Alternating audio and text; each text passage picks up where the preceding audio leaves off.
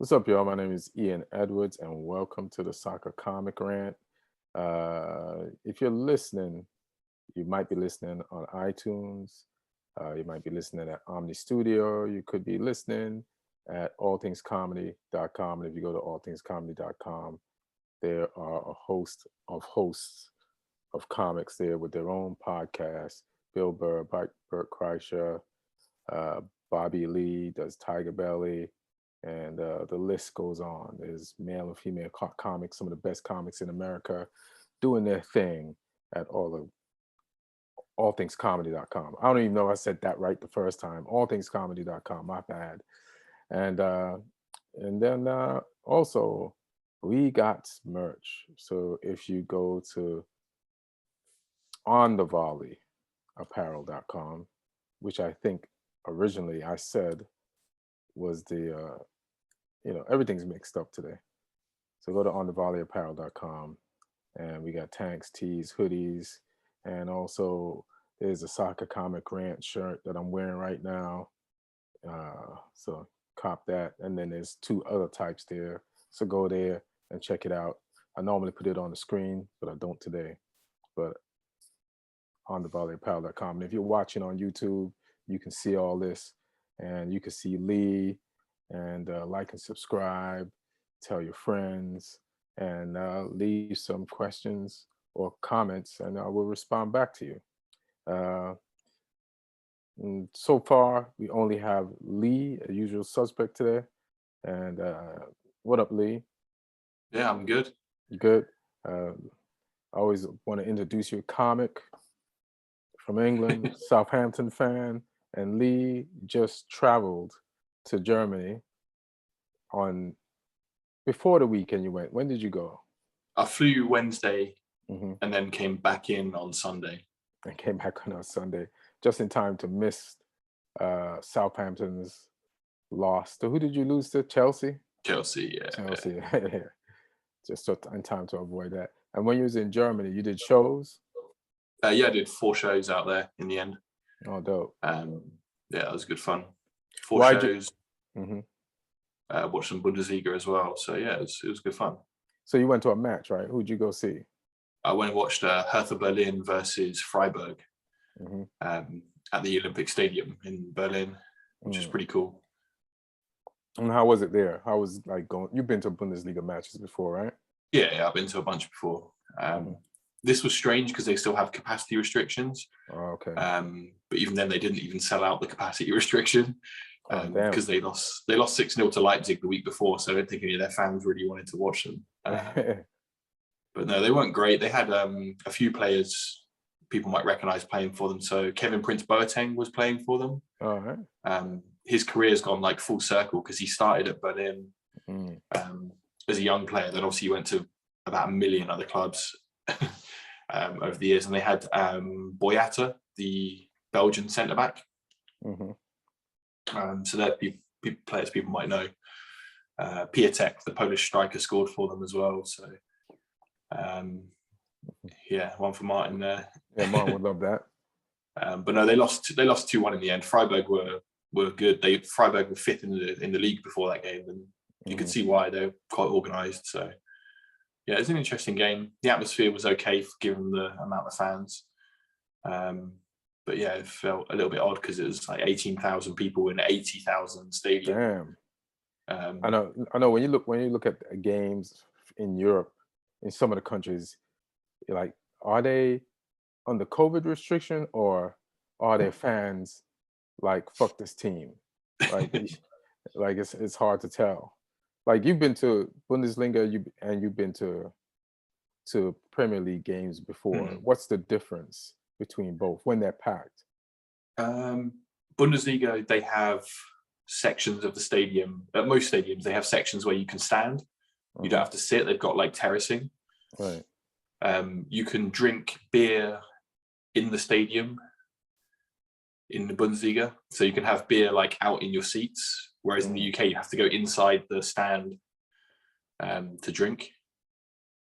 And they just changed that in the UK to that. Why? Why can't you drink in your seat? Because people can't be trusted. the problem is UK fans, like Mhm.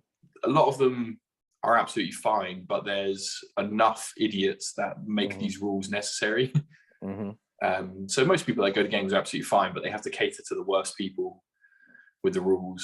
But we might be getting standing back. They're looking at safe standing in the Premier League.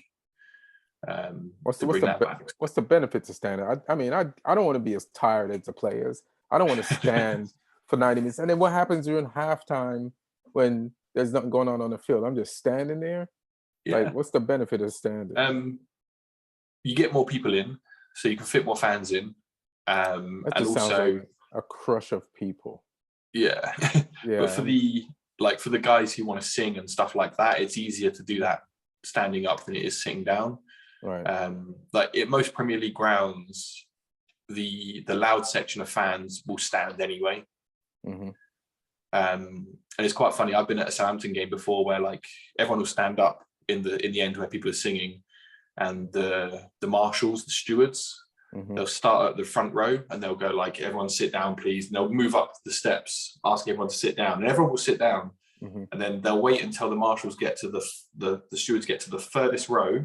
Uh-huh. And then someone down the front will sing "Stand Up If You Love the Saints," and everyone will just stand up again. Then they have to go back down and start again. But like in the football clubs over here, you know, they did patent some of their stuff, like how the club is, off like German clubs. But there's a standing section where that's the, like, for the LAFC, it's I think it's the 352.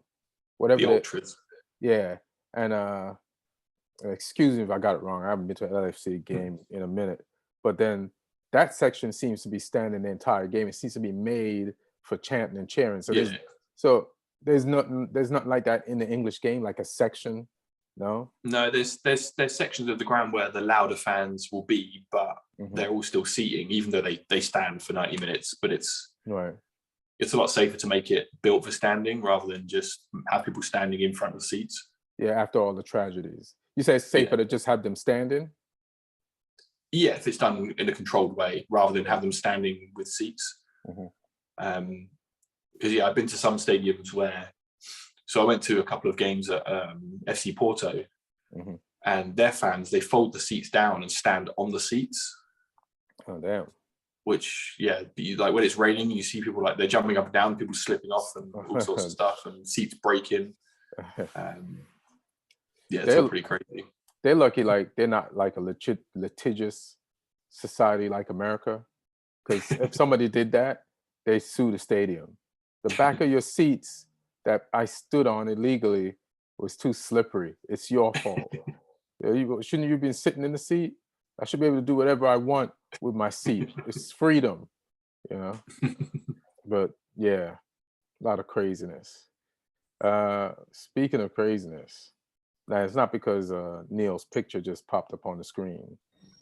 What up, Neil? Hey guys, sorry. Jesus Christ, man. Shitting on him for showing up. How dare you? You beat us this week and you're not even showing up on time to gloat? Yeah. Oh yeah. I mean, it feels a while with international week and stuff. I don't, right? Yeah. Well, I guess because we're doing the podcast on Thursday. On a Thursday, yeah. It feels so far away. That's what it really feels like. But yeah, I'm happy not to talk about it. That's cool. Are you sure you brought it up? The first thing you brought up, Jesus. Are we recording? I want to moan about the red card, but there we go. Yeah, we're recording. You can talk about the match. I forgot the score of the match. Like I've been watching the There's 3-1 semifinals, 3-1. Yeah. 1-1 before the red card. Well, if you're going there, it should really have been a 2-1 before the red card. And now, why would you say it should have been 2-1? I mean, that disallowed goal. I mean, there's a couple of things about it that I don't get. I mean, the foul, I understand. I mean, it's a subjective call, you know, but that referee himself, if you see the entire game, he let so many of those soft touches go. And in fact, the commentators, at least on the NBC feed, were kind of like, you know, praising the whole the move that this season has been, and this referee was following that. Mhm. Letting the game flow, not stopping for every small touch, and then the person there is Kyle Walker-Peters, right? And then the shot goes in, and then another shot goes in, and eventually the ball lands literally in the middle of, like, there's nobody there. Callum Hudson-Odoi goes to take the ball, and there's no Southampton player who's who's near him. So there's the rule says the defense should get time to reset, and that's where you change. It's not about the number of seconds. I think in this case it was 17 seconds, but it says the defense should have time to reset. Well, the guy Kyle Walker-Peters was back there defending the second and the third shot. Yeah, that was messed up. And then it comes in and it goes for a goal. None of the Southampton players appealed for that foul. They're appealing for another thing which I felt Lukaku did near the goal line. So the fact that they went so much far back, I mean, that's where I feel like you're kind of taking the piss with technology. Yeah. They the game, sometimes the game corrects itself. And when the game corrects itself, you got to let it go. And the referee, I'm remembering it now, like, it's like, it was an hour later when he made that call. Yeah, I think this is one tweet went pretty viral, was like, they rewound the game, they rewound time so much that it felt like Lampard was on the sidelines. Hilarious. No, Chelsea did deserve it overall. I will begrudgingly admit that. And Werner got 2 goals, one that counts. But he I think this Lukaku-Werner thing might work out. They play well off each other. Yeah, I mean, it seems like Werner is not really going to be trusted to play up alone on his own. So maybe he can find this, go back to what he was good at Leipzig, playing off of Lukaku. Like the goal we finally scored. Actually, let me go back a little bit to halftime, where I think we dominated the first half, and it was pretty smooth. A lot of control. And he didn't put up a fight. Like, And it was kind of important because Chelsea has been coming off 2 really bad games in terms of their attacking play. Literally non-existent versus Manchester City. Against Juventus, we tried a lot. We had the heavy possession of the ball, but absolutely toothless when it came to actually doing things in the final third. But we needed a reaction. I thought we got that in the first half, with a lot of like really good chances created, and that front three kind of working well with Hudson-Odoi and Werner playing off Lukaku. Hudson-Odoi kind of gives a little different flavor to which with Pulisic's absence we haven't really had. Sort of more of a traditional dribbling sort of a winger. He's still kind of like an amateur dribbler. Like, he should have gotten better at dribbling by now. Like, I see why people, how old is he? Let me ask you. He's 21 right now. 21. He's 21. So the mistakes he's still making now that he was making the year before and the years before, dribbling wise, like, those are the mistakes Vinicius Jr. was making last season at Real Madrid. And now when Vinicius Jr. dribbles, you're not getting to him. You can't live with him. You can't touch you. And he's creating some type of havoc. And I'm expecting Hudson, he's 21 now, to get to that level. Yeah, some people can mature just a little bit or a degree behind someone, but he needs to get that together. But I think it's going to be tough for him at Chelsea because he's just not been able to get a string of games with the rotation. Listen, I have just a place for all Chelsea players that can't. Let's get to that later. And it's up north. There's plenty of money. Oh my God! Plenty of room for new players. Hey, no. We've shown that we're the place for the Chelsea rejects to come. No, you missed the bus. You got to get them before they sign that first professional contract. Yeah, now that Newcastle, he's on 120K now. Yeah, that's nothing to Newcastle. But go ahead. But go ahead. Finish this, and we'll get to Newcastle. Yeah. So I think that first half was really good. It felt really good. Like with Loftus-Cheek playing, it kind of gave a different dimension even in midfield. I'm so happy for him. Yeah, I'm so happy for him. Did you like him out there? Was he good? Because it was He's been good, and like this was But his he's been first good start like in a cup game, and he was good when off he the came on like bench. off the Yeah. bench when other team are tired. But he did add something against a legit opponent. But now, like, I like it, man. I've been waiting for this from him. Yeah, I mean, if he can like get all the pieces together, it's kind of a unique skill set to have that sort of flair and technique while also having that physicality.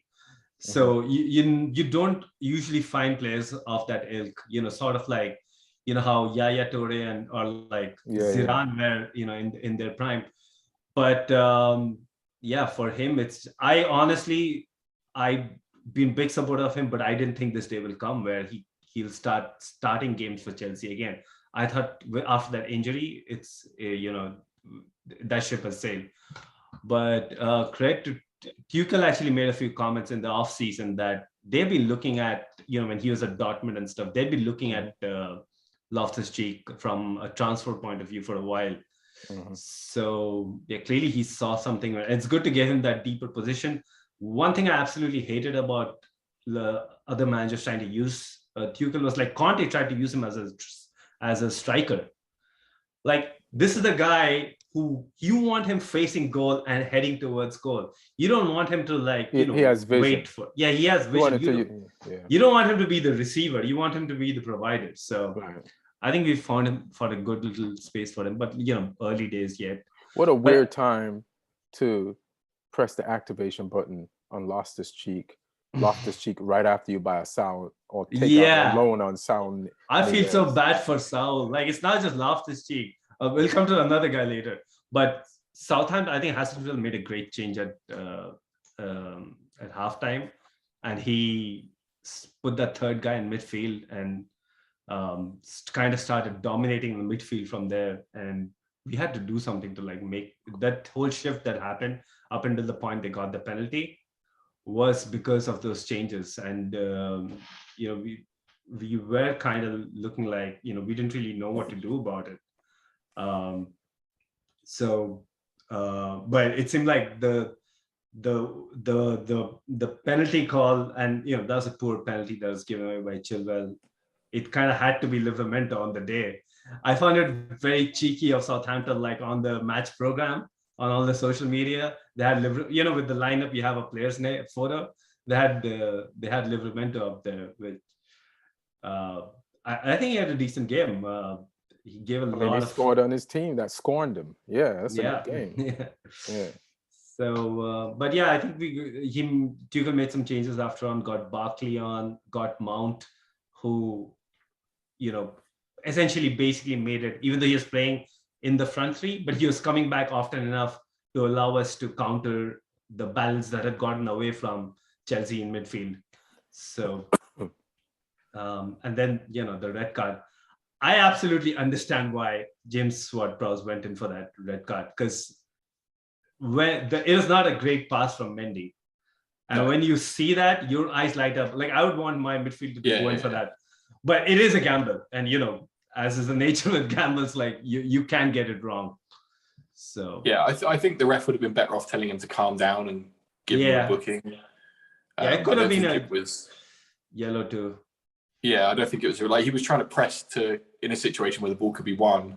Yeah, it wasn't like a reckless. Yeah, it wasn't a guy challenge. It was I'm desperate to try and get the ball here because it's in front of their goal kind of thing.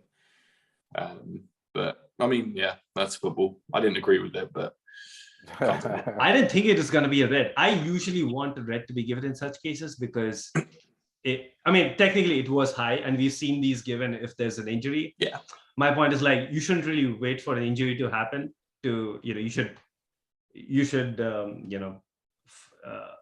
whatever is the action. But sometimes they don't give you the red because there is no injury. Yeah, exactly. That was my first reaction. I don't think this is going to be a red because Jorginho seems fine afterwards. Though Jorginho is a pain in the ass. He'd be acting his ass off. Like I was watching him against Italy versus Spain, and he's one of the leading drama teachers on that team. Like he just fouled somebody in that game, and then he got the same foul, and he objected to the referee giving him a card. and then he got the same foul, same intensity, like kind of like a 50-50, but a little bit in his favor. And he's like rolling around. He's got his hand with the card gesture, and like, come on. He's Brazilian and Italian, so yeah. I was about to say that's you'll get that. Yeah, it's a lot, and it was just funny to see. Well, we'll talk about that when we talk about Italy versus Spain, and Italy getting their 37-game non-losing streak snapped. But you have any more rebuttal towards Chelsea taking advantage of your team? Being bullied? Like I said, I thought the red was harsh, but I thought Chelsea deserved the win overall. But we need something soon. Our next game after the international break is at home to Leeds, which both teams need a win badly. Well, Leeds won for the first time this week. Yeah. But they still need more. They're still way down, like in the bottom half. Yeah, it's early. I think they'll be fine. And now you might have you might be one competitor short on that relegation race.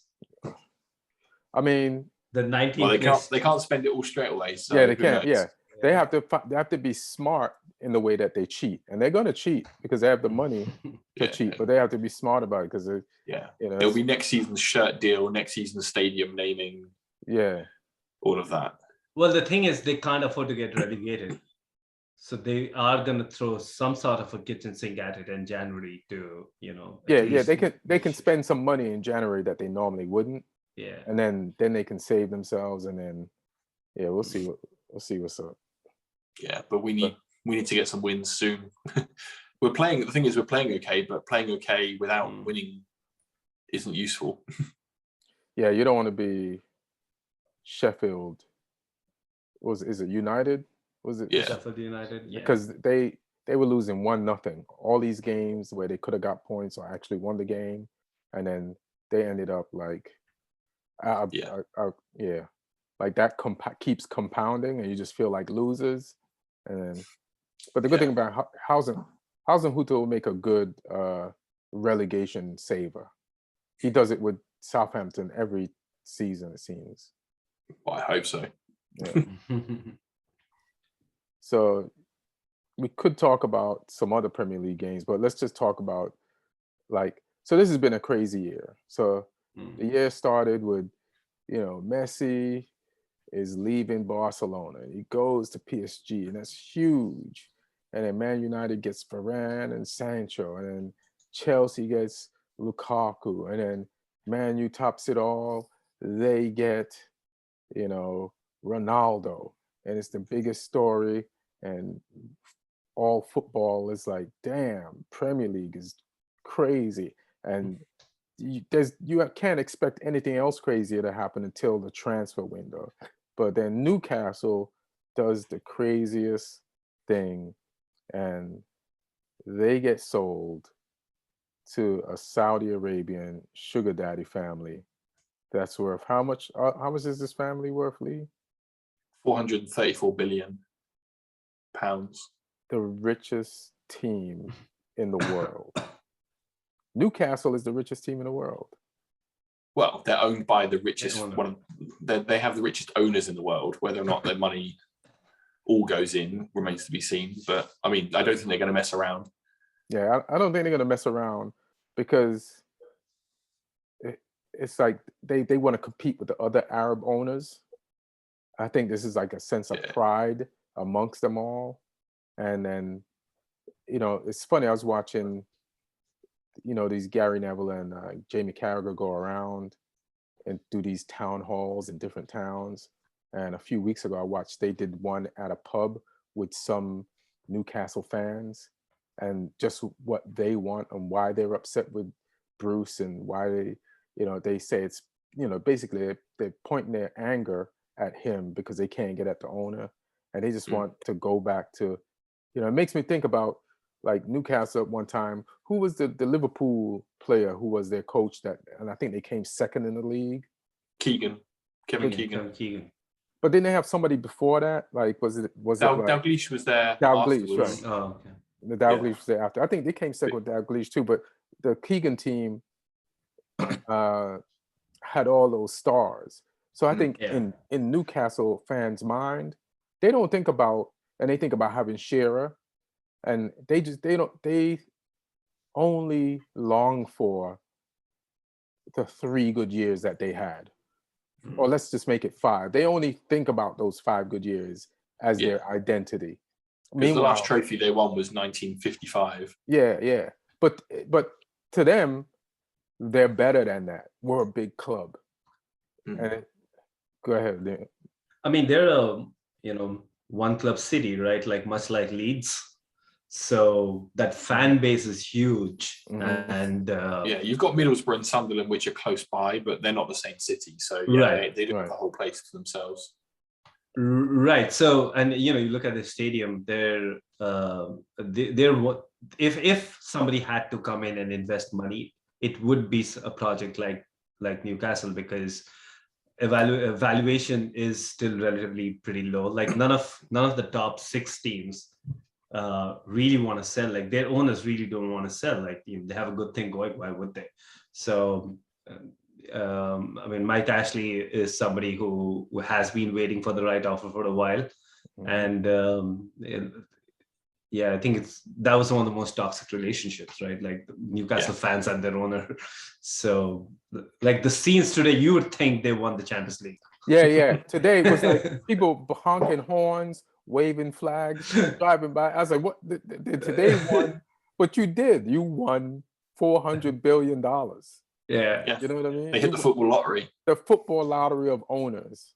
And that was like, I was watching a video like from the BBC or Sky, and they had a reporter outside, and it was like when Liverpool like won the league. And it's pretty hilarious. But how much time do you think the rest of the league has before they get all this shit together and it's gonna be the 5th top team that is going to be tough for anybody in the top 4 to get past? I think 2 seasons, including this one. Including this one? I was going to say that fast? Yeah. I mean, top 5 is very easy, actually. Yeah. For real? Top? Yeah, I mean, they need to get past Tottenham, Arsenal, Leicester. Yeah. West Ham. I mean, Arsenal spends half the season in the bottom half anyway. So and Tottenham, if Kane goes, you don't know what's going to happen. So Kane might go to Newcastle. Yeah. Yeah. So I mean, I think it could get. Yeah, they'll give West Ham that Declan Rice money. Yeah. I kept on thinking of players like they'll get all those Chelsea players that can't make it on the Chelsea team right now. They'll buy those up. They'll hoover the whole league up. I mean, if you're just asking for to get to those Europa Leagues positions, I think that can definitely happen in a season and a half. Yeah. I would think their ambitions are higher, actually. I saw them interviewing. Let me see her name. She's like the face of the group. Yeah, Amanda Staveley. Yeah, Amanda Staveley, and she's the guy's not asking tough questions, but she's kind of stuttering through them because she doesn't want to say the wrong thing. She's trying to claim that we have a strong team and they should be further. But then when you ask her, what about Steve Bruce? She's like, he's fine. We got to look at the club from the bottom up and see how we've been operating and change that first and then do that other stuff. But listen, Steve Bruce is a veteran. He's been fired before. He knows when he's going to be fired again. You could say nothing to convince him he's not going to be there.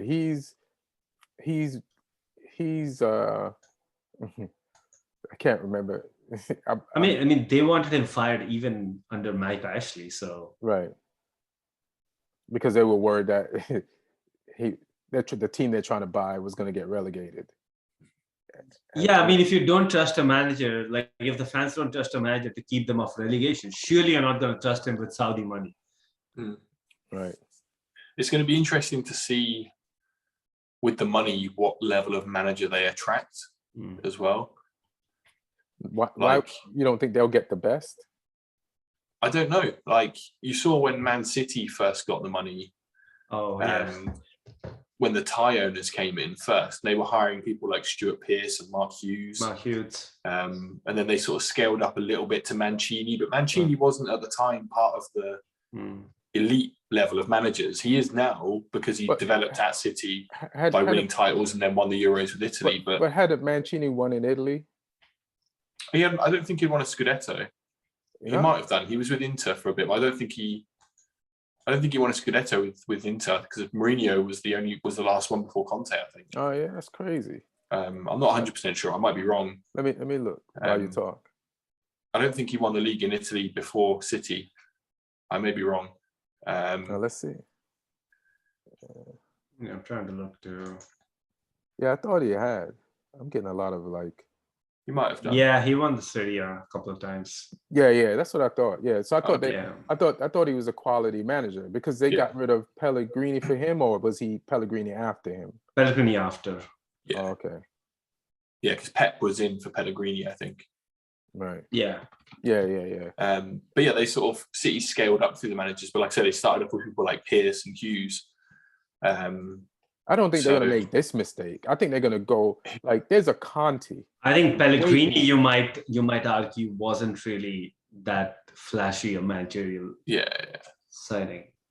But I'm wondering, do they go for someone like a Conte, or do they go for someone? Do they try and like throw money at someone like Potter, or do they try like that would build at first and then go to the elite managers after that? I think these people are so rich. Do the stepping stone or not? They want it now. I think they're kind of like no matter what they say, you have $400 billion. You're used to getting shit done immediately. Like you didn't get $400 billion by like, oh, we'll wait and see. They're like, nah, let's do it now. You know? They're not going to be able to go out and sign the players immediately. They can offer the money, but they're not going to sign like they're not going to go out in the summer and sign Mbappe. Even if they have the money, they're not going to sign Mbappe. Right. They have to figure out a way how to get what they want. That's the toughest thing. Like you have the money, but how do you get it and not get a financial ban? A lot of elite players won't want to be the first ones in there. It'll be the tier of players below that go in first. You need the Lescots of the world. Yeah, they'll need to build something before the truly elite players will go there, even just for the cash. So that's why I'm thinking: do they need a manager that can manage those level of players rather than someone from the He's very already top? there. Steve Bruce is already there. But let me ask you a question: why do you think that when players have already seen how other models of Saudi money or oil money has worked, so like why would they be hesitant when they know this is going to be a project that is eventually going to go to the top? Why not getting this as sooner than later? When they saw how it went with PSG, they saw how it went with Man City. It's not like it's the first time. But how has it gone for PSG though? They won the league. It's big for them. They didn't win it before. Yeah. But like, if someone's at PSG or at Barcelona, for example, or something, they can stay at one of those. I mean, Barcelona's a bad example right now. Yeah. But these players can stay at these elite clubs for 2 seasons while they wait and see what happens at Newcastle first. Well, you know how they have Saint Maximin, and they got him from the French league, right? But they could go to the French league and get all the best Saint Maximums. All the positions. I think that's what's going to happen first. Yeah. That's what I mean. They're not signing world-class superstars. They'll be signing players who have the potential to be that are like the next tier down. Like I don't think they'll be going out and signing. They won't be going out and signing Mbappes and people like that. No, not Mbappes, right. Yeah. But generally, I think the Premier League doesn't sign the Mbappes of the world anyway. So unless like you're talking about some obscene pay packets, wages, not even transfer fees, because players don't care about transfer fees, right? Like unless you're talking about some absolute numbers in terms of, unless you're talking about like Messi, more than Messi level salary for every player, I don't think that's going to happen because I guess it depends like what's the first move they're going to make. either the player or the manager. That'll give us a hint. What would be your first move, Lee? You've had me, a billion. You've had a billionaire owner. Well, Neil, actually, sorry. Then Neil, you've had billionaire take over your club, so you know the steps. What's the protocol? I think Chelsea was lucky in a way that we already had a decent team. We were a Champions League club at that point, so we didn't have to completely start from scratch, which it seems like is what Newcastle. So I think the better model for them is some, like Man City.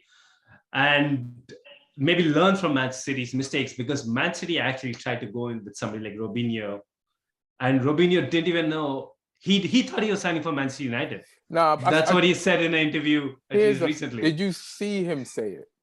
Because that's no, it was in another language, so I didn't see him say it. Because here's the funny thing that you brought that up. Like, I just watched this whole thing on Robinho yesterday, just coincidentally. Oh, yeah, and they mentioned that. So is there a Newcastle takeover starter kit that we need to watch in the coming weeks that you're already going through? I don't know, but I tell you now that Newcastle should 100% be the next Amazon documentary. After Arsenal, they should get all over Newcastle next. yeah, exactly. No, but I would do some smart buys. Like go get good players who are not getting enough game time at a good club, like somebody like Keylor Navas at PSG is just sitting there. Yeah, they might go after. They might go after like our guy, like Van de Beek. They might like Pulisic. Are you happy? No. Why don't you come over more here? Than Pulisic? I think Hakim Ziyech should be somebody. Yeah, there you go. They start like poaching around, like kicking tires at other clubs. Yeah, you remember like how in the summer there was so much talk about Man City's trying to offload Raheem Sterling. So I think at some point they will try and get a lot of these quality players, but not real top quality, and then put in one or two top quality players in, so that it looks like you're making a statement. They would want to make a statement at some point. I mean, they're not here to you do need that billboard up there. That's what I think. I've got an idea who it might be. So what? I got an idea who they might go for. Coach-wise, or no, player-wise. It wouldn't surprise me if they try and go for Haaland. Because I tell you, one person who is probably loving the details of this news story today is Mino Raiola. Mino Raiola's eyes probably lit up when he saw this news story. Because he does not give a fuck about the level of the club where his clients go. He just needs to get paid, and he will move his players to whoever will pay the most. Right. So Haaland, if there is going to be an elite level player that they buy, he could be the one. He might try to get Pogba for a striker. There's that little bit of romance of like, if they offer you the number 9 shirt, you could be the new Shearer kind of thing. The fans will love you, etc., etc. Maybe if I was Haaland, I would have more ambition than that. I wouldn't go there, but Mino Raiola, like I say, he lets the money dictate where his clients go. So who knows? I think that's the thing with somebody like Haaland. I mean, I completely agree from that whole Mino Raiola angle. It looks like something that's right up his alley, but Haaland would attract similar offers unless it's something absolutely obscene.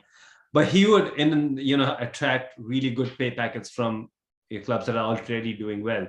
So if you want to go the Haaland route, this is a guy who would come in and expect to win right away. So he doesn't have time for you to hang around with Hakim Ziyech or Donny van de Beek. If you are gonna go for Haaland, you need to start assembling the Avengers right away, because player of that ilk will want to like start getting in for Champions League. If you get a Haaland, then you get everybody else from that's top up. Yeah, I think that's such a chicken and egg situation that I don't think players like Haaland are going to take that risk. So I think you should try for like the next level. If Newcastle were the only club offering 800,000 a week and offering Mino Raiola everything he wants on his wish list, and then they're like, I agree that if another club like City or Chelsea, I mean Chelsea didn't offer. That was apparently if one of you offer the package, then he'll go to the bigger club. But I don't know if this money will make a difference in that respect. But that's going to be interesting to see. Yeah, and it all depends on like I mean, I just don't. When you guys said 2 years, I think that's too fast. Like, there's only this I think 2 transfer years for window. Europa. I don't think for challenging Yeah. for the league. I think challenging for top 5, top 6 is that time frame. I mean, think challenging for the league. West Ham is doing it without nothing. Yeah. So But they kind of been in the league. They kind of like been underachieving with some of the players that's there, and they just need somebody to like put the right pieces in their place that they should have been in. They were like kind of miscoached before. Yeah. And so yeah, it's a point. But you need a top goalkeeper. You need a couple of really good goal scorers. You can really start pushing yourselves up the table if you have that, and then you can spread your bets with players in the middle. Yeah. They have a bunch of. The thing with Newcastle now is they have a bunch of possibles, and now it's time to like get definite people. The only definite person I know will probably stay is Saint Maximin. And then you don't think one of the Longstaff brothers is gonna stay around? Have a local mascot? I saw the guy score against us and win the game, and then he's on loan then you don't see him play for like a year and a half, and then he's on loan, I think, in the championship. So I don't know what's going on with, and then the other one doesn't start. The oldest one doesn't start all the time. Yeah. So it's like, I really thought something was going to happen there with them. They really teased us on those two. Do they have really apart from these guys, do they have any like folks who are local, like how Calvin Phillips is Leeds through and through? Do they have somebody who's Newcastle, like a Geordie? I don't think so outside of the Longstaff brothers, no. Yeah. I really don't think they do. A lot of the other players, like Shelby's from London, Callum Wilson's from Coventry, Birmingham way, I think. Shelby's out. He's out. He's out before Bruce. No discipline. They have no time for that. Yeah. They got no time for Shelby's. I like Shelby when he can get his shit together. They got Paul Dummett, one of their defenders. He's from Newcastle. Oh, okay. He's out. But he's like 30 and not very good. So bye. They got Almiron. Almiron will give you 6 months to get your shit together. Oh, Almiron, Joe Linton, all these guys. Yeah.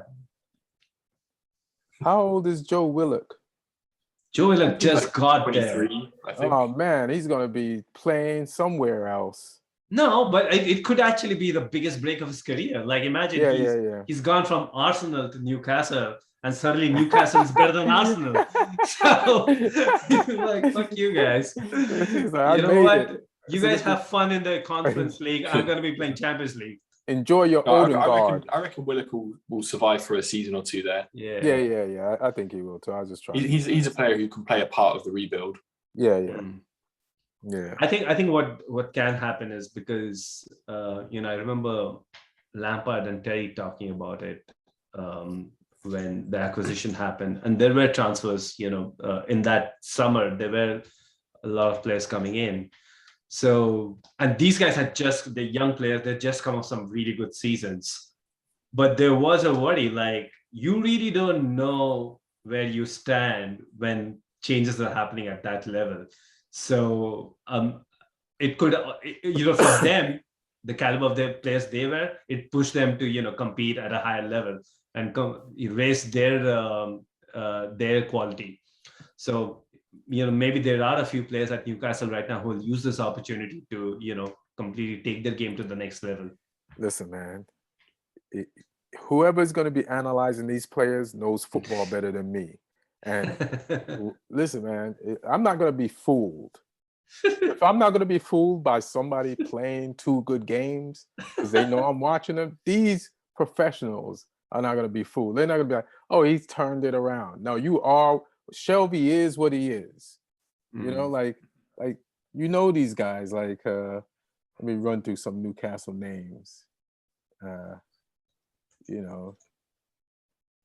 Almiron is what he is. He can get up the field, but he can't make the right decision in the final third. Joe Linton. He's out. You Yeah. ain't keeping you got $400 billion. You ain't keeping Joe Linton. The only reason he does not like deliver, and sometimes there's a flash in a game, and you'll be like, oh shit, but nah. Isaac Hayden, enjoy your last month.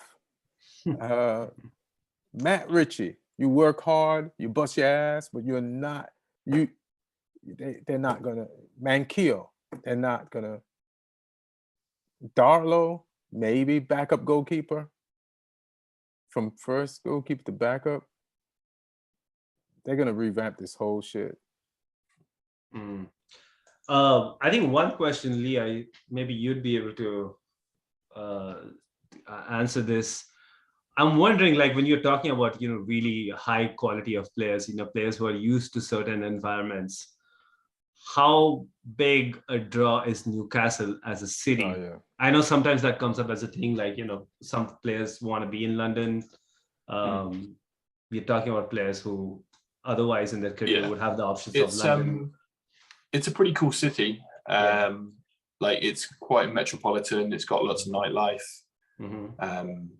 It had previously attracted the wrong sort of young British players who like to go out drinking in the past. So it attracted those sort of players. Foreigners, I don't know whether it will be the same, but there's also some lovely countryside around it as well. So it can offer people whatever they want, just apart from good weather. So if people want to live out in the country there, they can. If they want to live in the city, they can. But yeah, the weather will be crap for 11 and a half months of the year. Yeah. So I'm still thinking of getting some property up there now that all that money's going to be poured into the city. I think you're one day too late. I think it's The prices have gone up now. I should have got in there yesterday. But so in the news it says they paid 305 million, but for me it's really 1,305 million, and that's the 1 billion that they had to pay to beIN Sports for stealing cable for I don't know how long they've been stealing cable. And that's such an old games. But I do think it's good for football. That's a lot. Say again? I think that's such an old school scam. Like, you don't hear of these anymore. But now it caught up with Saudi stealing Arabia. Your neighbor's cable. Yeah. They're stealing. They ran a cable line from Qatar into Saudi Arabia and watched the Premier League for free. So I said, you got Premier League on beIN TV? No, I can get it from my cousin in Saudi Arabia. Let's just run this cable and just watch the games for free. But now they have to pay for it. So it's good for beIN TV to get their money back. I mean, they paid for the rights. So Newcastle's the most expensive team ever already. They cost over 1,300 million. It's interesting how if the team were officially owned by the royal family of Saudi Arabia, it would have been allowed. Right. But it's the Saudi Public Investment Fund, and the chairman of the Public Investment Fund is the Crown Prince of Saudi Arabia. So it's such a loophole. But I'm not going to say anything bad about the Saudi regime. They're very good people, very honest people. Hilarious. I think they're very misunderstood with their human rights record. So you're not saying that Amanda Staveley is just a figurehead that they propped up to represent them, to make it look like it's not a state-run football club. So you're not saying that? Oh no, not at all. Not at all. All right. And to be honest, every country's civil rights, what'd you call it? Like human rights. Human rights record is shit. Like when America goes after other countries, like look how you treated Black people. You traded arms for drugs so that you could feed it into the Black community. Like get out of here. And you still treat Black people shitty. And then every other country is like, England, you still treat people shitty. So it's like the ball's on you. Yeah, there's not many governments or sports teams owners who haven't got some blood on their hands somewhere. Yeah. Everybody got blood on their hands. So it's like, and then you think Geordies care about Saudi Arabia's human? They just got rid of Ashley. Mike Ashley, They just endured human rights punishment from him owning their club. Yeah. Well, to be fair, the Sports Direct company that he owns, who named the stadium, is one of the worst companies in the country to work for. So hilarious. Like, they don't pay their staff properly. They, they're not allowed breaks and shit like that. So, oh damn. I mean, not quite on the same level of the things that are happening in Saudi Arabia. Apparently, I mean, I hear that you hear. I'm sure everything there is lovely. I mean, they threaten Saudi Arabian workers by saying, "We'll make you go to Amazon and work for them." That's how they keep Saudi Arabian workers in line. Did anybody? If any of us don't appear for the podcast next week, you know why as well. Well, I just defended their human rights. As did I. They're lovely people. They're wonderful. Yeah, you said they're just as bad as everybody else. Yeah. I mean, yeah. So let's not pick on them. Yeah. You know what I mean? Like, you think America never Khashoggi'd somebody before? Yes, they have. Yeah, but they do it like from a couple of miles up in the air. Yeah, exactly. They cover that shit up better. Yeah, they do it with drones. So, did anybody see any of the Conference League? Italy versus Spain. Spain getting revenge. Thought the red card was a little harsh, but Spain deserved the win. Yeah. I mean, Spain kind of deserved the win in the Euros, but they just the Spain has no finishing, which we all talked about the entire Euros, and it came back to haunt them. But this time, they found the finishing, and Torres showed up. Ferran Torres and Luis Enrique is like getting like a lot of shit from the Spanish media. Like he doesn't have a good relationship with him. Like I heard, like he was. They were asking him about like just the team or just regular journalist questions. And he's like, why would I listen to people of the media when they've never coached a football game or won the Champions League or just whatever, like I have. And he always was never given his props, like at Barcelona. Like they didn't like him when he won. He won the treble. And his problem was he wasn't Pep. And he and man, mind you, Pep left that team when he thought they were done.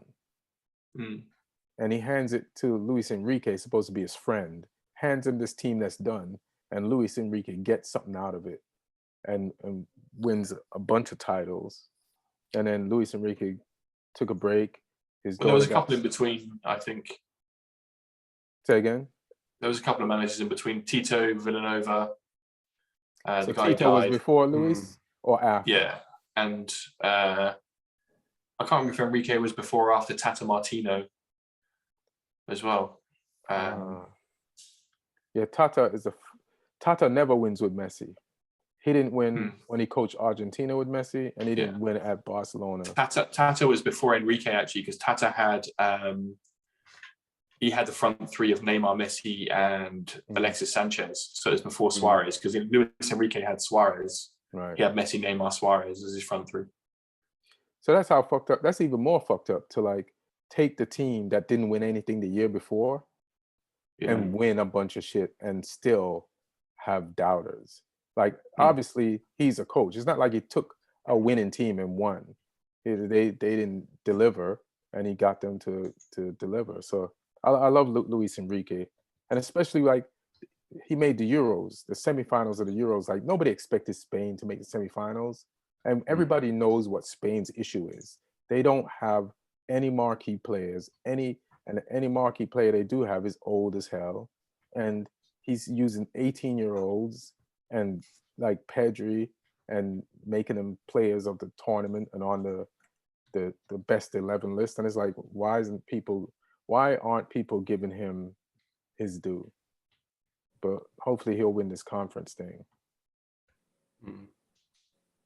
Anybody see the France Belgium joint? Yeah, I saw that game. That was a fun game to watch. I mean, there was a bunch of goals to talk about, but I also think Lloris deserves some credit for his save from De Bruyne. Oh, yeah. If you saw that first one, yes. That was an unreal save to get down to that. But then, yeah, I mean, some of the goals, like Benzema's goal was great, the turn and the finish. But yeah, it was a fun one to watch. Yeah, Benzema's goal. Trying to like, Lukaku had 2, or he had 1 and 1 taken away. 1 taken away, yeah. But he's been... Go ahead. Yeah, I think it was a far better game than the semi-final that these guys played at the World Cup, the same two teams. I think in that game, it was kind of most of the... it was a complete France performance, but then players like De Bruyne kind of didn't really show up at the semi-final. So this one, I felt like for the first 60 minutes at least, that front three of De Bruyne, Lukaku, and Hazard was working really well. And yeah, I mean, a great goal by Benzema, great goal by Lukaku, and that, I mean, amazing goal by the Hernandez at the right at the end. Yes, yeah. Just after it looked like, you know, yeah, that was a Belgium had won it. You know, that gets taken off that goal. There's a great cross from, I think, was it Carrasco for the offside goal that Lukaku scored. It might have been, yeah. Yeah, that was a great, yeah. And then it's kind of a good system to watch Lukaku in that system, because it's very similar system to what Chelsea play, kind of like a 3-4-3. But you can clearly see the difference when it's Eden Hazard. And Hazard, after a long time, at least, I mean, I don't see him a lot these days. He kind of played like, you know, you would expect Hazard to play. But the difference in support between from what Hazard and De Bruyne are giving Lukaku to what we have, there's a difference there. So you're saying Belgium is better than Chelsea? That Belgium front three is better than Chelsea's front three. Right. Belgium is not better than Chelsea because you saw what's going on at the back.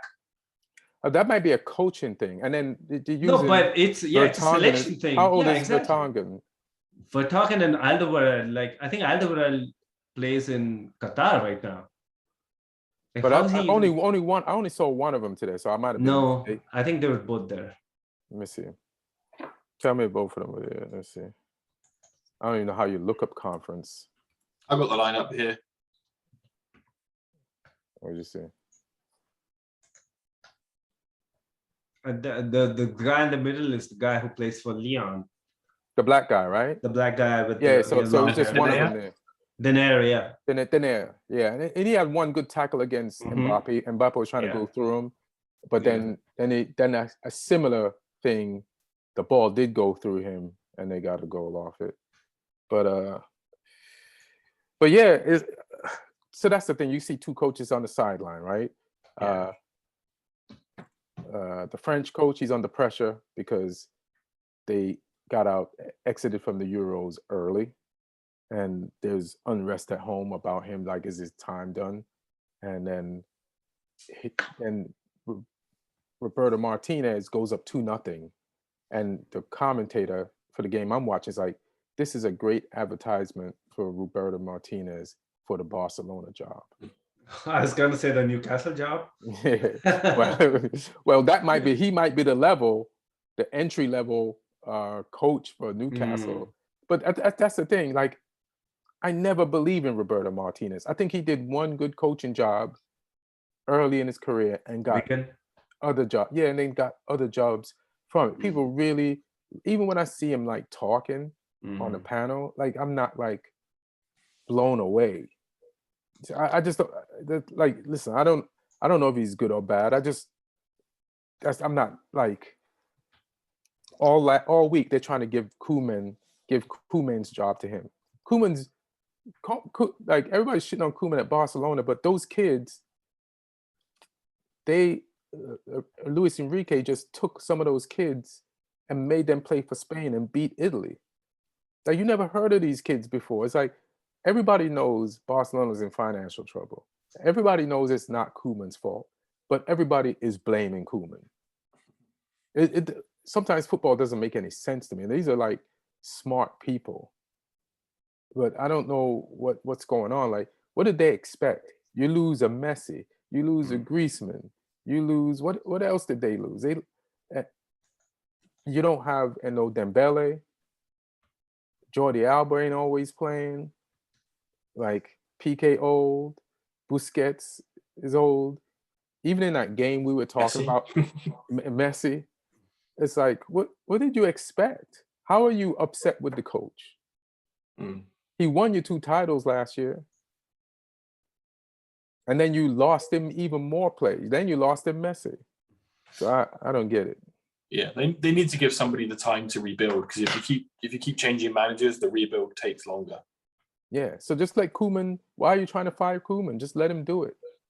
It's not like he's completely incapable. He won. Yeah. But I think with Roberto Martinez, just coming back to him, I think anytime you see somebody in a national team job for that long, he is not a good manager. I mean, he's not at least a manager of the real high level, because if he was, some club would come sniffing. But then he could say, what about Koeman? He left his national coaching job and went to Barcelona, and now they want to replace him with me. No, but at least a club of the level of Barcelona, who at the time still had Messi, by the way, had confidence in Ronald Koeman to do a job. So, well, Koeman and Martinez both have something in common. They've both been fired by Everton. So. I think somebody was saying they want to wait till the El Clasico. They want Koeman to be fired only after the El Clasico, to have the first Merseyside El Clasico. with 2 ex-Everton managers. Everton coach, 2 yeah. I think this is just me. I think they should give Koeman a chance, but my word doesn't mean anything. They just got Ansu Fati back. The whole defense is young, midfield is young. All they got now is Memphis Depay up front. Like, any help is gone. I mean, they have Luke de Jong. Yeah, and ex Newcastle. Hilarious. But I mean, these are some of the decisions that Luke de Jong has made, right? Luke de Jong couldn't make it on Newcastle now. No, but see, here's the thing. Here's the criticism of Koeman, right? Because these are some of the calls that he's made. I think he likes Luke de Jong from his experience with him in Holland. So, I mean, if you make such calls and it doesn't work, it gets to the point where you have to play Gerard Piqué as a center forward in a game. Can I explain? I watched that game. Yeah. They were down a goal and down a man. Yeah. And the fans are not happy. Like, this is how crazy football is. Like, friendlies aren't friendlies anymore, but we're used to that. Like, you could get fired internationally for a friendly. Like, they don't even like that. You can't even lose a midweek cup game, or else you're tied. Then now you're down a goal and down a man, and you get points. You tie last minute. The fans are like, fire him. That's not our style of football. But you saw what happened. It's like, what do you want? Then this weekend, he played Atletico Madrid, and he attacked them. But Atletico Madrid is a counter-attacking side. But he was afraid to not attack them because of the weekend before. So then you play right into a counter-attacking side's hands, and then you lose 2-0. And the player that one of the, so it's like, and they're not even like, so now we play the type of football you want, and you lost. You still say fire him. So I guess the point is, like, so Barcelona is in a lot of mess, like with the debt and stuff, but he still took over a team that, if you leave aside losing Messi, who else did they lose that was not Ronald Koeman's doing? They only lost Messi. No, they lost Griezmann too. Losing Griezmann was not completely a financial. It was. They it was had Koeman's- Griezmann. They weren't using Griezmann well either. No, well, can I tell you something? Koeman had Griezmann last year. Griezmann had like 20 goals and like 16 assists last year. It wasn't. So what? And not in the league. Let's see. Let's look up what that's a lot of firepower. You took Messi and Griezmann away.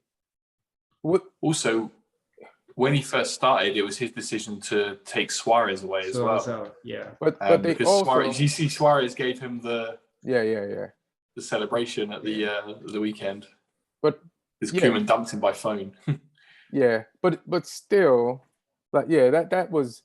But I also feel like that wouldn't have been done unless Barcelona knew they were heading towards. I mean, Griezmann had. Wait a second. Griezmann last season had 13 goals, 12 goals without penalties and 7 assists. It's no. Let's do. But that's not. Let's do. Are you sure you're looking at the right thing? Because I saw something the other day. 12 goals. Maybe you're looking at like all comps or something. But I'm looking at the league, and it's 12 goals, 7 assists. So, I mean, that's not really. I mean, it's okay, I guess, but it's not really Barcelona standard. It's better than Coutinho. Martin Braithwaite. And he's Martin Braithwaite, and he's playing out of position because Messi's in his position. Yeah. You buy a player that's, and he, sometimes he Harry Kane's it too much, and he's back there just doing tackles. But I think the thing with Koeman is like he's made he's made enough, like, because people have seen him before financial debt and after financial debt, right? So it's not just the fact that this season has not got onto a good start. It's like last season wasn't great either. They finished. What did they finish last year? They finished, I think, third. Third, and they won two things. They finished third, which basically means they came last in that mini league that keeps happening every season. I mean, if you put it that way, but he still came third and won 2 things and introduced a bunch of players, and now we know what a Gavi is. And soon we're gonna know what a Denier is. Yeah. And then I'm just there's a defender there. He's pretty good. I forgot his name. I can't pronounce his name. Araujo. Yeah. That's like I can see the world classness in him. They got Eric Garcia back as well, who went to Man City but was previously a Barca academy player. I'm trying to see, but I haven't seen him much. No, because there's been issues with like the way he's been played at centre back too. Because I think in the last game they had some weird combination at centre back. I heard of it. I didn't really watch their last game, but it's not really coming to my mind right now what it was. But let me turn on a light. I guess the point is like if you stick to, as you're saying, that if you stick to Ronald Koeman as a project manager for a couple of years, I think that would be fine. But I don't think that's what either the board or the fans are okay with. Yeah, it's all about expectations, isn't it? But I don't think you don't have the manager. Chopping and changing the manager if they can't afford to back them financially is pointless. And then you're just throwing away 20 million, whatever it is. Like, I mean, first of all, taking that job is just a setup anyway. You would never, no manager, even if they had the best manager, nobody was going to be happy with the results, and it wasn't going to be the manager's fault. They got so many injured players. That's another thing. They got so many injured players, and they have so many players. You lost the best player in the world, arguably, ever. So, yeah, it's a thankless job. I think they're gonna go get somebody like Xavi, because it's also about performances are bad, results are bad, but it's also, I think there's a really bad vibe around Barcelona among the Yeah. fans right now. So What I would love to see, it won't happen, but what I would love to see is for at the end of this season for Pep to go back to manage this new crop of La Masia graduates with Xavi as his assistant, with the view to sort of training him to take over and be the next boss. So it won't happen. But I thought you were going to say to be the next Arteta. I don't think being Pep's assistant, that brand has taken a little bit of beating. Wasn't Tito his assistant? Tito, or wasn't, yeah, Tito Villanova was his assistant. Yeah. Right. But I would love to see that just from a footballing romanticism point of view.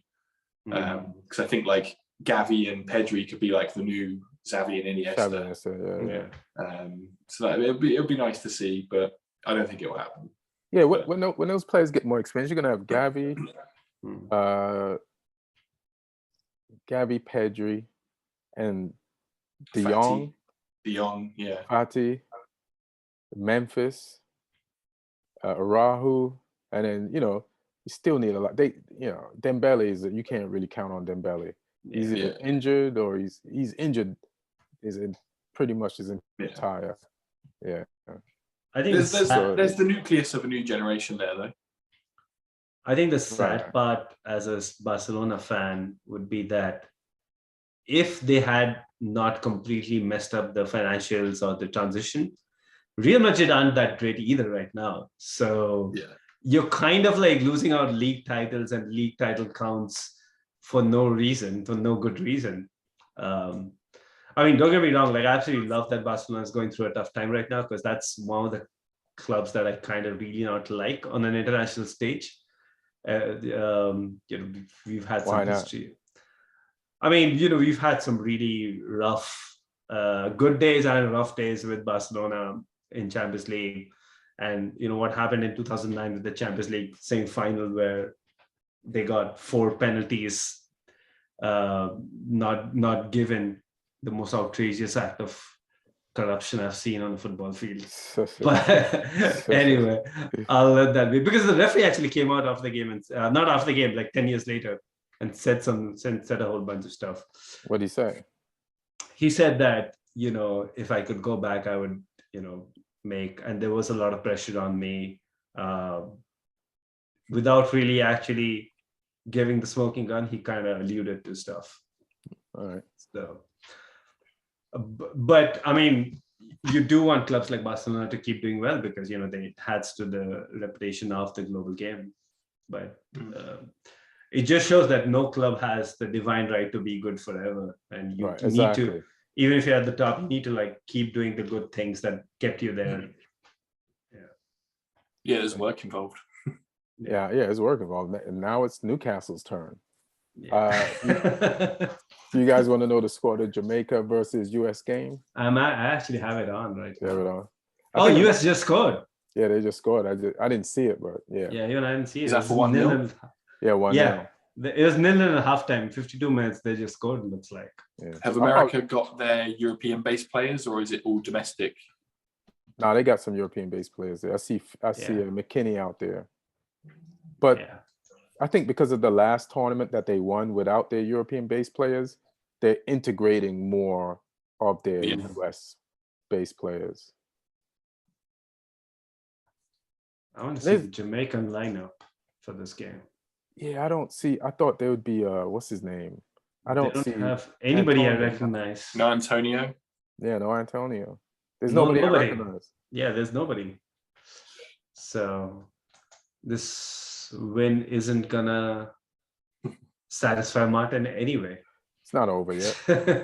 Martin will jump on either side who loses. Jamaica's done. They are finished. A disgrace to island countries. They're the bottom of the CONCACAF. And then if America loses, this is a disgrace that Berhalter should be, is that his name? Should be gone. Yeah. Even some of the US players, right? The last game, they were like, they do the panel with the I forgot her name. She does the she's doing so much work now. She did the last press conference for the big fight that's coming up this weekend with the Gypsy King and Wilder and Tyson Fury. Like she did the hosting of it. And who is it? Is it Kate Abdo or? I think I'm gonna say her name again. The last name. Kate Abdo. What channel is she on? Yes. Yeah. She speaks multiple languages. Like she does the CBS, like she covers Champions League. Then she also does these US games, like the panel with Quint Dempsey, and she gets into it with them too. And then she's just doing everything. Yeah, she used to do a whole bunch of football stuff here. Yeah. Was always good. Yeah. Yeah, she's killing it. She does this thing. She does the Champions League here with Micah and Jamie Carragher and our ex-goalkeeper that won Champions League, and she does a great job. That's a good team. Like they laugh and they make you laugh, and it's fun. It's nothing's forced. Yeah. All right, Kate, you're killing it. She speaks multiple languages. Like she'll translate like the press conference if it's in another language. It's pretty good, pretty amazing. Was she a player? No, just come through broadcasting, I think. Yeah. But she seems quite educated. So yeah. Overall, Lee, what do you think about this Newcastle thing? Just going back to that, like, what do you think it means to the Premier League? Just from you. No, it's. I mean, any money they put into Newcastle will likely enrich the Premier League because they're going to be buying players from other clubs. It just shows you that if you want to break into that top group of clubs, like truly, you need mega bucks. Because Leicester and West Ham, they're coming close, but then they're still miles away from where City, United, and Liverpool are. So it'd be interesting. I mean, talking of that as well, I mean, obviously City Liverpool was at the weekend as well. That Salah goal was something. But yeah, you see those clubs, and to get to the level of quality that they've got is going to take some time. Yeah. That Salah goal was good, but I'm not that crazy about it because I don't know. It's like I think he had a great game overall, but they're like calling him the best player in the world right now because of that one goal, and that's that overboard shit that drives me crazy.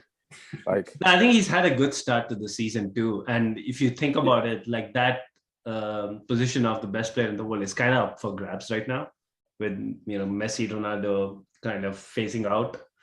But to give it to him just for a moment. Well, I think it's also the fact that the moment in the beginning of a season, the moment came in the which could really be a title decider. They're going to be, if you're talking about 3 hours race, there's going to be like 5 or 6 really big games, and we've already seen draws. So I think both Salah and Foden had really good games, and the fact that Liverpool had such a bad first half.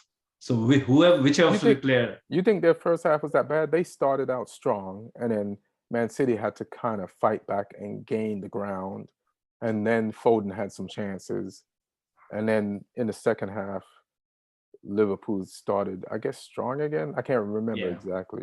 Liverpool started the second half very strong, but their first half, they didn't really. They were playing like how we were playing against Man City, like completely giving up possession and not knowing what to do when you eventually do get the ball, trying long balls, which is so unheard of for like a backline of Matip and Van Dijk. I don't remember them doing that. I felt like there was a battle in the midfield where just people were bumping each other off the ball on either side. There's a lot of 50-50s. I felt it was like an exciting, hectic battle until they kind of settled down, and then they had longer moments than the shorter moments that each of them were having. One weird thing about Liverpool that they didn't do their 3-man press on whoever had the ball. Like I did not see that. That was weird not to see. I was wondering if Klopp was like respecting the skill of the Man City players too much to kind of like try to crowd them with 3 men, and then if somebody got out of the press, then they could, if the game would be wide open and they'd be exposed. I was wondering if it was that. I think Klopp said after the game that what was happening in the first half was completely not how he thought that the game would go. So it was clearly not his instructions, and he had to kind of come in at halftime and tell these guys like, "What the fuck is going on? This is not how you guys were set up to play." And therefore, I feel like what Salah did in the second half, putting his hand up, is. I mean, I really do see the argument for Salah being the best player in the world right now. You do, but I also understand your point that it's too early in the season to be making such statements. Yeah, that's my point. Yeah, he is crazy consistent right now. No, he's been consistent for the last 4 years. He's been off the charts, and then he's been consistent for 4 years, and nobody's mentioned him, and it was just for some reason jarring to me after this goal for them to say he's the best player in the world.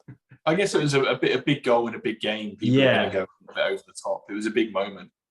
But one thing I will say as well about this game is that it shows that City are starting to appreciate Bernardo Silva again. Yes. But he's been coming up big in a few games this season. Yeah. Here's the funny thing: like he had the first major dribble of the game and made that great pass to Foden, but he was also a part of the casualty of Salah's dribble. Yeah, like Salah put him on the ground, and it's funny. Like, what's Cancelo? What's his name? Cancelo. Yeah, Cancelo. Yeah. He had a great passing game. Like I was like, is that De Bruyne in Portuguese form? But then on Salah's 2 goals, Salah got around him easily. Like he got caught lacking. Okay, I'm going to say something blasphemous about Man United's tie with, who did we tie with? Everton. The great Andy Townsend. Yeah. So Jesus. Another Ronaldo celebration. The Ronaldo celebration. Yeah. I'm going to say something blasphemous, and you're not supposed to wish this on a team, but we need some injuries. Do you know what I mean? Injuries to United or to Everton? So you can figure out a consistent team or something? Or yes, because when Solskjaer has not serious injuries, but when Solskjaer has too many choices, he's not used to, like, he coached at Mulder, Cardiff. Was it Cardiff? Yeah. Cardiff City. Cardiff. And when he came to Man United, the choices of the squad were limited. And he's not used to having 2 squads. So then he overthinks it, and he didn't start Ronaldo. So the more players come back, the worse the results are. But isn't that then basically telling you the conclusion is that he should be fired? Because if Manchester United wants to go to where Manchester United is, you will need a big squad. Yeah, but listen, bro.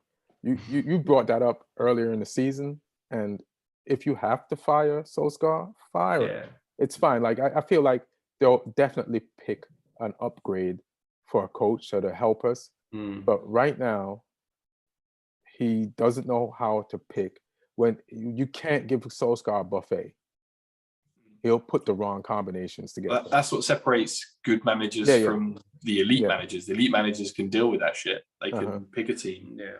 They can manage a big squad. I would say I thought Sancho did a little better than his previous game. He started to look a little more settled. I think he needs time. He just needs time. He just needs time. Yeah. He just needs time, and then everybody was done with Martial, and Martial goes on the field and scores. That's a great finish as well. Yeah. So I don't know. We have too many players in one position, and we're lacking in the defensive midfield. I say great finish. Pickford still should have saved it, I think. But I think seeing Pogba in that game and also today for France, I feel like Pogba's problem is that he is a midfielder, but he kind of likes to be the forward. I'm not just talking about the positions that he's playing in, but like the mentality. He has the mentality of a forward. He goes for the champagne shot or the champagne pass a little too often. And you, as a midfielder, sometimes like 80% of your job is to keep things simple and run the tempo of the game, make things move really good, especially when you have somebody like Bruno Fernandes ahead of you. And then, you have the skills, obviously. Like if you can do the simple things really well, I think Pogba, that's the missing piece with Paul Pogba. But yeah. Let me ask you a question, Neil. When Lampard was in your midfield, what was your formation? It was mostly a 4-2-3-1 or a 4-3-3. 4-2. And he was in the 2 or in the 1? He was either in the 2 playing alongside Essien, or he was playing ahead of Makelele. Like when Makelele went So back, he was where Fernando... No. He was mostly like, he was more of a box to box. Right. He was actually what Paul Pogba should be for United. Right, that's what I was trying to figure out. Yeah. That's where he should be, playing like a box. He used to help out a lot in defense too. Yeah. I remember that. You need to have that kind of a, grafting nature, because what he can do when he has to be. He doesn't need to have the ball all the time. He can do a lot when he gets into, and he will get in those positions. But if he keeps being, not paying attention to some of the basics of a midfielder's job, that's where you're going to get that kind of inconsistency. And that's, I guess, the reason why Ole doesn't trust him there and has to keep putting 2 players there. And then if you keep 2 players there like McFred, the only option you have is to move Pogba to the wing or to the bench, because you don't have any other places to play him at. Man, you're harsh, but I'm going to say something harsher. I say we don't give him a new contract. I say you use that money, and because right now he's playing for a contract. I know he started the season out well, and right now he's playing for like I love Paul Pogba, but what I have to accept is what I've seen. Yeah, there's a lot of inconsistency, and if you pay him now the amount of money he's going to get, those fans are going to be unhappy if he doesn't deliver on a regular basis. And unless only give him a contract, unless you're going to buy another holding midfielder like you had at Chelsea, that'll let him do his thing. That's the only way. But if you're not going to do that, then don't give him the contract, and you still need a holding midfielder or 2 anyway. So definitely don't give him a contract while Solskjaer's still there, because I don't think he gets into Solskjaer's best level. No, like you what are you saying? He does. Okay, where does he play? He plays next to Matic or next to McFred, next to McTominay, or next to Fred, or you play McFred and then they put him on the left. But there's so many talented people now. But that's what I'm saying. Put him on the left. So, but that's what I'm saying. Solskjaer's best 11 has both McFred. He doesn't have only one of them. No, not really. Solskjaer's best 11. Solskjaer doesn't know what his best 11 is because. But his choice has been to put 2 of those midfielders there. He don't listen. Pogba starts when he puts those 2 midfielders there. Pogba's on the left. When he doesn't, Pogba's one of those midfielders. He starts. But then playing Pogba as a left, almost like a winger, is not also his game, right? And you're gonna have players like Marcus Rashford coming back.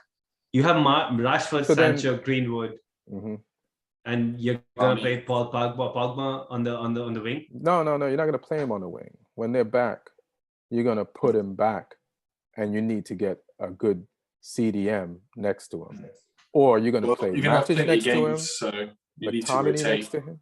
Yeah, you're going to play Matic next to him, McTominay next to him, or Fred next to him. That's what happens.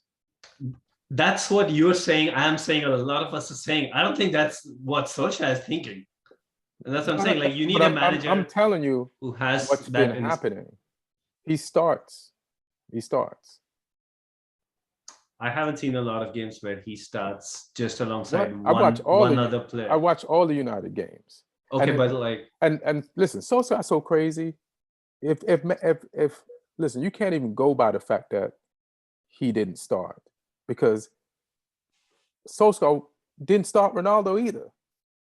this was one game. Yeah, but he took him out of another game, and then and he didn't have him play one game at all. So it's like, who's in? And he scored 5 goals in 5 games. So who's in Solskjaer's starting 11? Like, listen, this guy is a starter.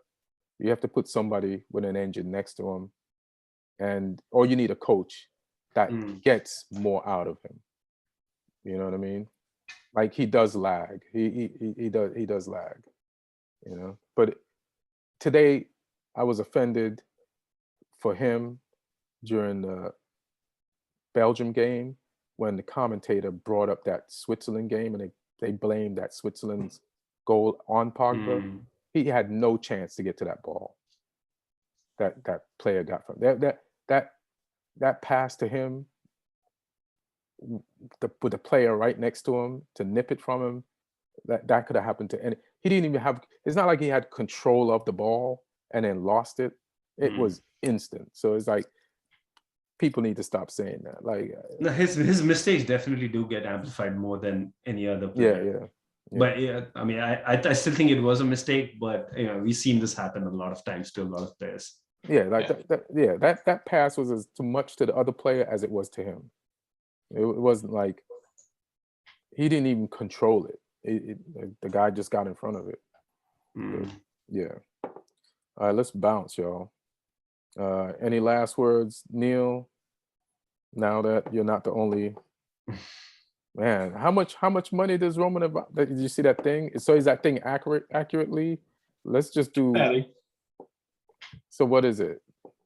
I should put it on the screen.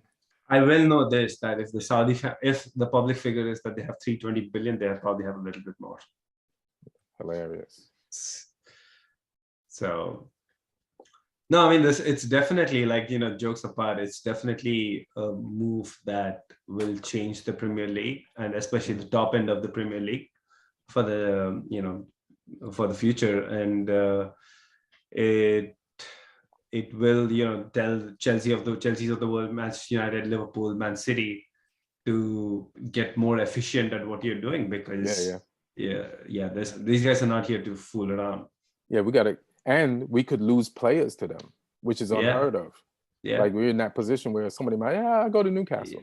Yeah. Players you're trying to buy and players that you actually have on your team, on our teams, could be like, So, like Livramento, Southampton doesn't sell anymore, but Livramento could end up being a Newcastle player.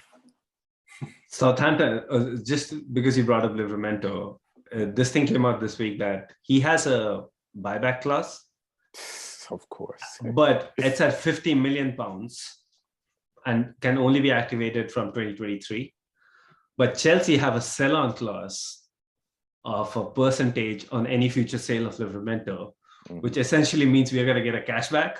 So effectively, it becomes a 38 million buyback.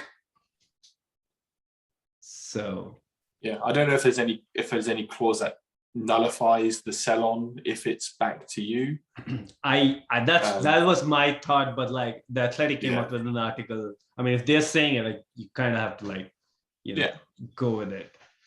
Either way, it's still massive profit over the 5 million we paid for it. Yeah. That's pretty good. 5 million is a good deal for that guy. He's so good. Walker Peters, one of your best players, is on the other side of the pitch. But he's learning over there, Walker Peters. He's getting better at it, so that's good. Use both of them.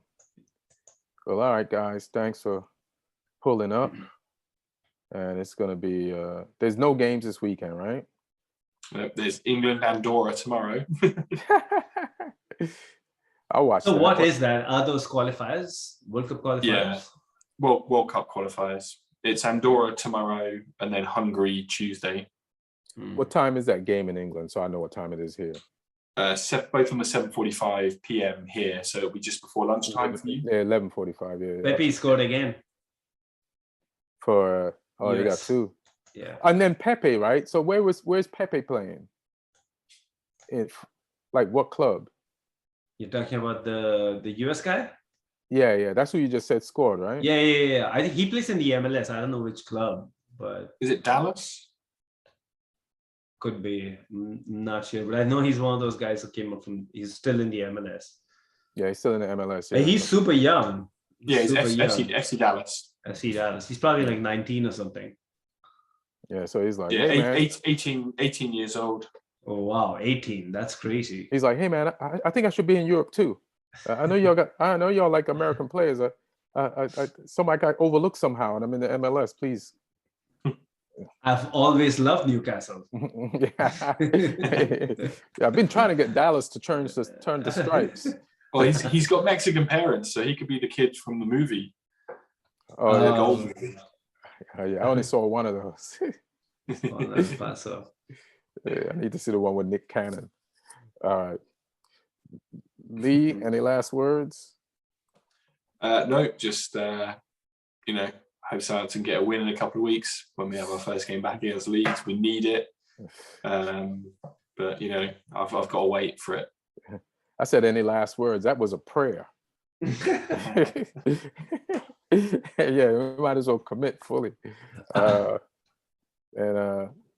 Yeah, I'm just gonna watch these international games, see what England does, and that's it pretty much. Thank you, Aaron Brungardt, producer, for putting this together. And Martin wasn't here to celebrate his win over Villa. So hopefully when he does get back, Spurs loses and we can clown him. And that's all. It's the simple things you wish for in life. And that's it. One love, everybody. Thank you. Thanks, everybody. Peace.